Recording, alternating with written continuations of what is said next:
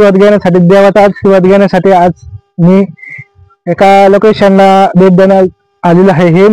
हे जे मंदिर आहे हे प्राचीन असे मंदिर आहे। 17व्या शतकापासूनच हे मंदिर इथं स्थापन झालेलं आहे। हे मंदिरात तुम्हाला जर दर्शन करायचं असेल तर खेड तालुक्यामधील बुरसेवाडी, गुडाळवाडी या रस्त्याच्या शेजारीच मंदिर आहे। डोंगरावरती मंदिर आहे, घनदाट जंगलामध्ये असलेले हे प्राचीन असे मंदिर आज मी आलेलो आहे व्हिडिओ शूट करण्यासाठी। फक्त तुम्ही एक काम करा, व्हिडिओ सुरुवातीपासून शेवटपर्यंत पहा आणि पाहिल्यानंतर व्हिडिओ कसा आहे कमेंट बॉक्स उघडलेला आहे खाली।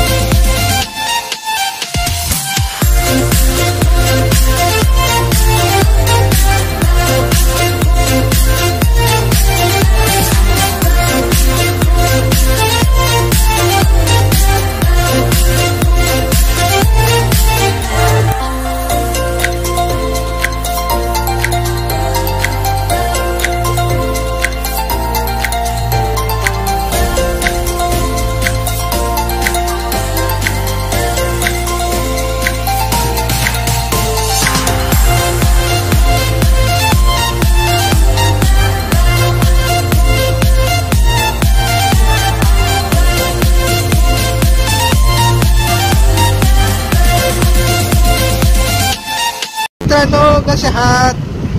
आज खूप दिवसानंतर आपण एका मंदिराच्या लोकेशनला जात आहोत।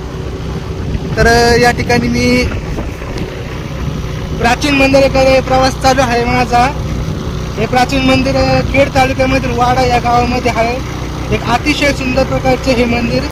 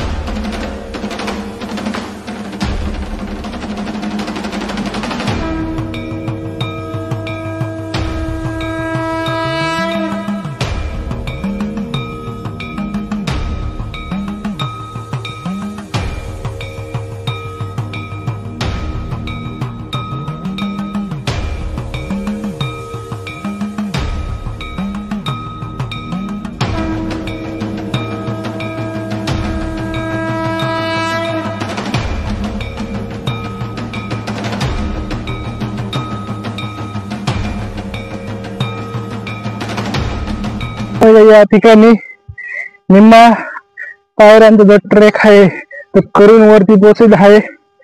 तर ज्या पायऱ्या होत्या त्या अर्ध्याच्या निम्म्यापेक्षा वरती असं मुरुमचा रस्ता, कच्चा रस्ता डोंगराचा पाहायला भेटेल।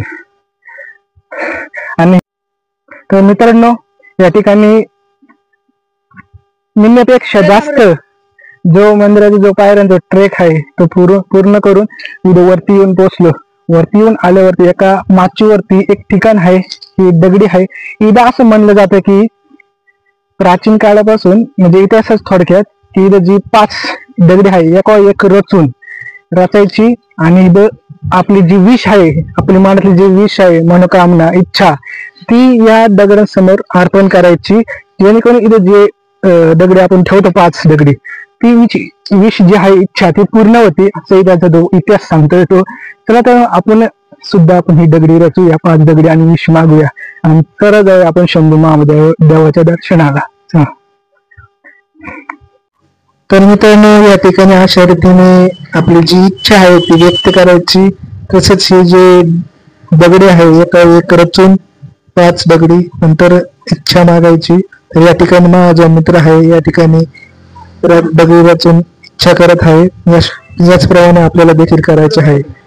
तर या ठिकाणी मी जे 5 दगडी आहे ते एका एक रचत आहे. त्यानंतर आपली जी इच्छा आहे या दगडांसमोर व्यक्त करू.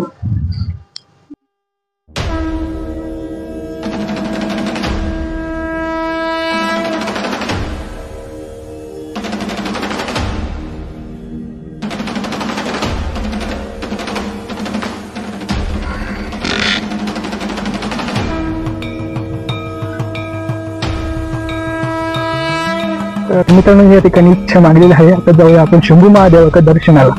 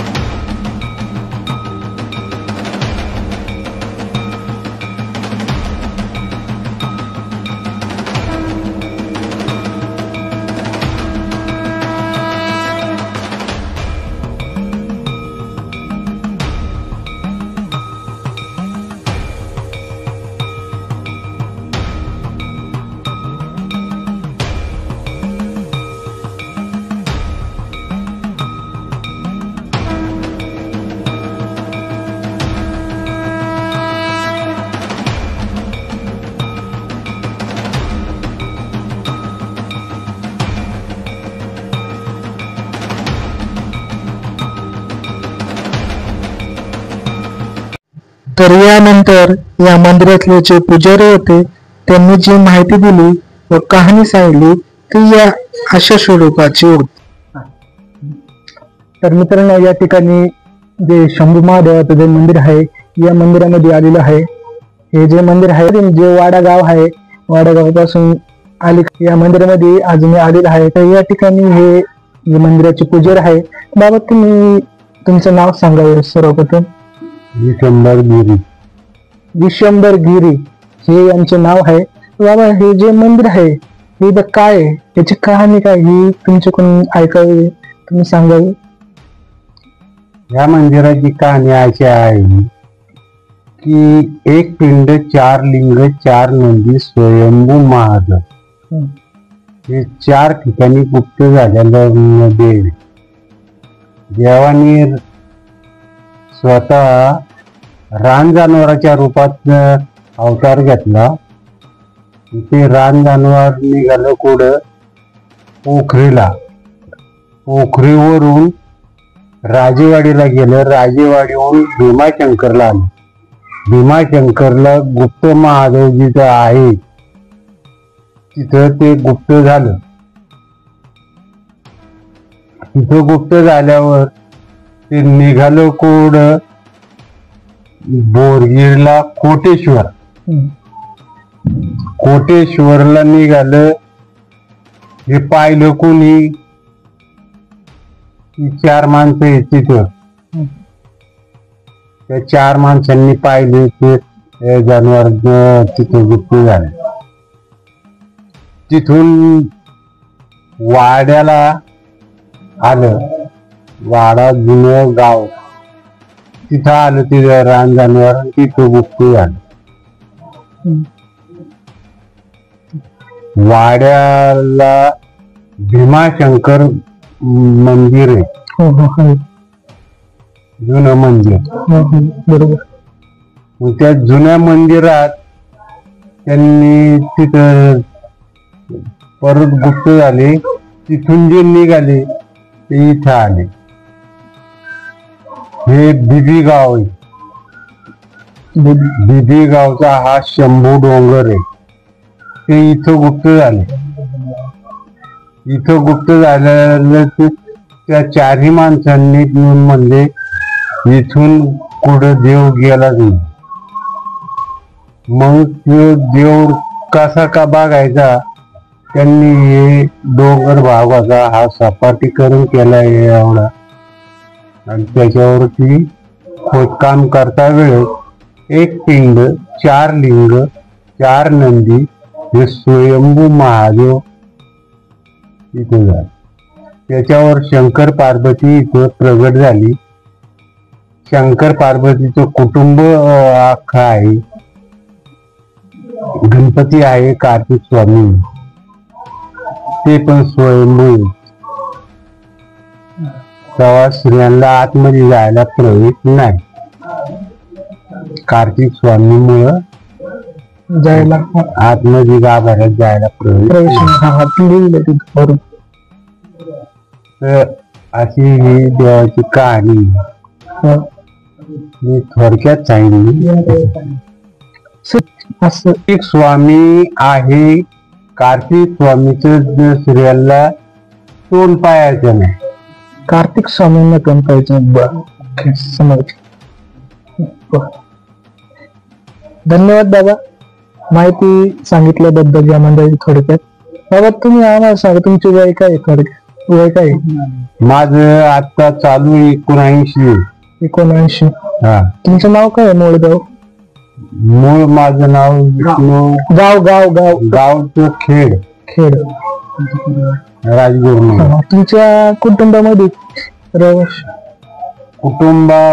कुटुंब सोडून दिलेलं 50 वर्ष झाले. मी सेवा करता मंदिराची? नाही जम्बूला 22 वर्षे काढली. जम्मू. कोणतं मंदिर होतं तुझं? शंकराचं. शंकराचंच. त्यानंतर इथं आले तुम्ही? त्यानंतर इथं आले. बरं बाबा आम्हाला एक सांगा, ती खाली जी माची आहे ती दगडी 5 दगडी ठिकाण इच्छा. हा. त्या 5 दगडी जे लोक एका असतात.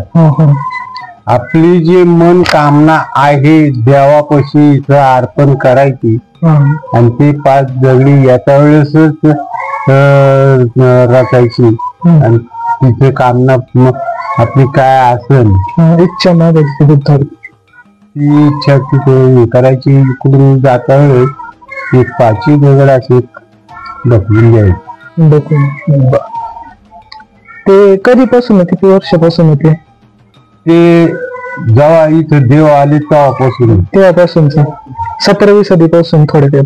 म्हणजे हजारो वर्ष. आता 5 पांडवांना किती वर्ष? हा बरोबर. मंदिराची स्थापना कोणी केली? मंदिराची स्थापनाच नाही या मंदिराची. म्हणजे मंदिर झालं तर रूपांतर झालं. हे जे मागून गाभाराचं काम जे झालं, कळसाचं झालं, हे पाची पांडवांनी दगडात काम केलेलं. 5 पांडवांनी केलेलं आहे तुमच्या मध्ये. त्यांच्या माझ्या माहिती प्रमाणाने नाही हे एवढं. आता तुम्ही जा, चारही बाजूला 4 दगडे, 10 माणसाला तू दगड उचलन का पहिलं जाऊन पहा. बरोबर. एक एक खांबा, हे 6 खांबावरती जे मंदिर आहे गाभाऱ्याचं, ते एक एक खांब उचलायला राक्षसाचं सुद्धा काम नाही. ते देवांनी केलेलं. बरोबर. धन्यवाद बाबा माहिती दिल्याबद्दल.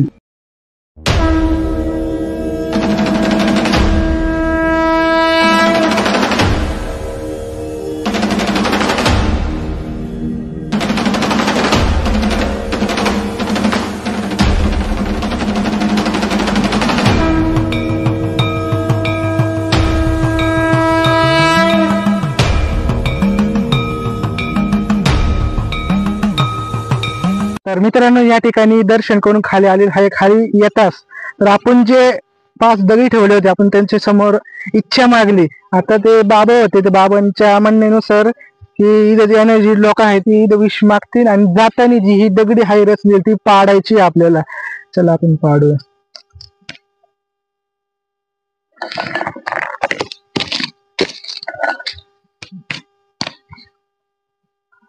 तर मित्रांनो, या ठिकाणी आपण ही 5 दगडी पाडलेली आहे. ती इच्छा नक्की पूर्ण होईल.